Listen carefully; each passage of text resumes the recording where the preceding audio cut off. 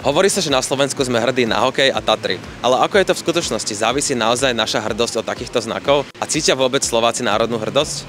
Idem sa spýtať do ulic. Si hrdý na to, že si Slovák? Nemôžem povedať ani áno, ani nie. Národná hrdosť za mňa nie je nejaký termín, ktorý mi dáva zmysel. Poslednú dobu ani nie. A kvôli čomu? Kvôli politickej situácii. Neviem, či cítim nejakú hrdosť. Vôbec akože nemáš pocit, že máš rada to Slovensko kvôli tomu, že sa tu narodila? Asi nie. Ale áno, určite. Zlého človeka sa pýtať, lebo nejsem oficiálne Slovák. Ako kedy? Máme dobré halušky, ani to vlastne nie je naše tradičné slovenské jedlo, dokonca ani pyrohy. Podľa mňa Slovensko je že pekná krajina, ale niekedy ako sa správajú celkovo Slováci sa mi nepáči. Verím Slovensku, takže je to lepšie ako možno okolité krajiny okolo nás, že keby si mám vybrať z takých tých, čo sú najbližšie k nám, čo týka Európy, tak by som si asi vybrala Slovensko. Čo mám ja byť hrdý na to, že napríklad Slovák uspeje, Jan Volko, majster Európy, môže byť človek šťastný za ňo, môže byť hrdý na ňo, ale prečo by si to mal pripisovať celý národ? Nemyslíš si, že národná kultúra a tradície a všetko s tým spojené proste formuje človeka rovnako ako napríklad rodina? Istým spôsobom, ale je to o tom, koľko to človek do seba pustí. Ľudia, ktorí napríklad sú scestovaní, tak sa môžu identifikovať s inou národnosťou. Napríklad ľudia, čo sa narodili v Severnej Kórei, tak oni by podľa vás nemali cítiť národnú hrdosť napriek tomu, že tá situácia je tam zlá? Tak ale oni sú v izolácii. Je to iná vec. My sme v Európskej únii a by sme sa mali trošku prihľadať krajinám, ktoré sú v Európskej únii. Ja som žil 20 rokov v Anglicku a vrátil som sa späť a proste ja som zrozený, čo sa tu deje.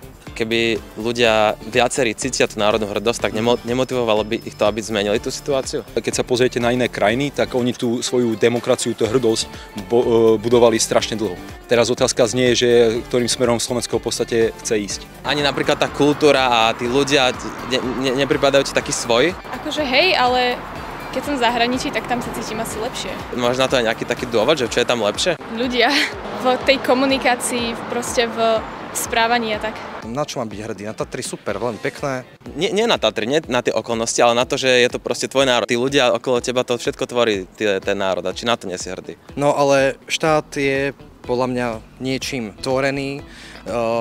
Je to úzko spätý s vládou, s kultúrou a so športom a s veľa vecami, takže to je všetko, to má tú spojitosť a keď tieto veci nie sú v poriadku, tak nemám byť na čo hrdý. Možno iba vtedy, keď prídem z ďalekej krajiny a som veľmi rád, že nie sú to až také drahé, napríklad ako v Nemecku. Napríklad, keď si v tom Nemecku, tak necítiš takéto, že toto nie je moja domovina, že som ten Slovák, že ťahá ma to k tomu Slovensku. A tak dobre, tak úprimne áno, ťahá ma to k tomu trošku tomu Slovensku. Asi Slovensko nie je až také špatné, ako sa hovorí, ako si myslím, lebo tu už trošku preháňam, som ovplyvnený rôznymi vecami. Cítiš hrdosť k tomu, že si sa narodil v Portugalsku, že si Portugálec?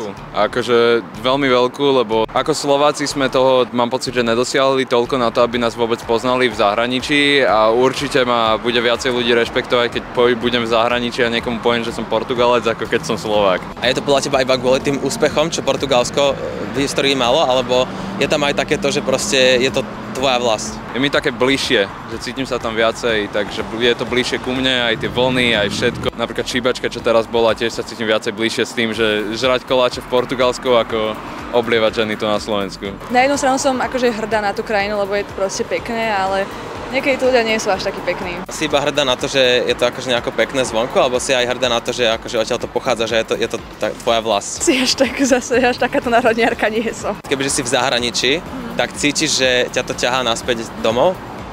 Asi nie. Tu mám svoju rodinu a je mi to s nimi dobre.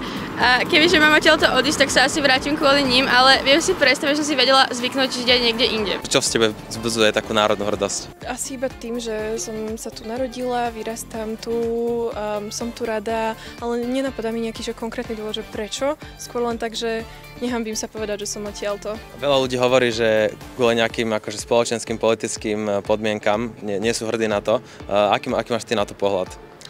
Nie je úplne príjemné vidieť, čo sa tu teraz deje, aj preto teraz vlastne zvažujem ísť študovať do zahraničia. Napriek tomu stále cítiš tú lásku akože k vlasti? Áno, lebo tak nemyslím si, že to, čo sa tu teraz deje, nejako ovplyvňuje takéto moje prežívanie celkové. Ako ovplyvňuje to, ale nie natoľko, že by som sa cítila, že nemám teraz rada Slovensko, alebo tak skôr nemám rada to, ako sa niektoré osoby tu správajú a verím, že tak nerozmýšľajú všetci. Väčšina ľudí, s ktorými som sa rozprával, povedala skôr, že nie je hrdá na Slovensko, ako že by bola, čo je asi trošku na zamyslenie. Čo si o to myslíš ty? Napíš do komentárov.